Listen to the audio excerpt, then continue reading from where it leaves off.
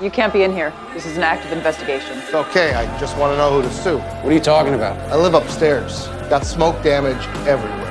I know this was an electrical fire, I just don't know whose fault it is. What makes you think it was an electrical fire? There was that outage before the fire. That explains the cameras going out. The firefighter immediately went to check the circuit breaker and indeed found someone had tampered with it. The investigator initially suspected the shop owner set the fire herself because she had just bought a huge insurance policy. But Kelly recalled how devastated the owner was when her shop burned down. It didn't look like an act at all. In this arson method, Kelly found it very familiar. He remembered the arsonist his father had chased for 15 years. The method was almost identical. So he dug out the old case files from the warehouse and pulled out the suspect sketch from back then. Identical timing device. Same kind of kitchen timer Jerry rigged in the exact same way. And he always disables the electric meter during a break-in. They never got an ID on the suspect. The only description came from one of the burn victims. He thought he could finally fulfill his father's dying wish, but the captain ordered Kelly to stay out of this case. He worried Kelly's personal feelings would cloud his judgment, but Kelly still refused to give up. He returned to the fire scene, only to find all the neighbors helping the owner clean up the debris, but one man stood watching from a distance. The owner said that man had just got out of prison for drunk driving.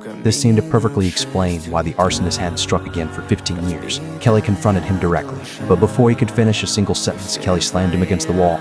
You're gonna answer some questions, all right? You ain't a cop. Get off me! Hey!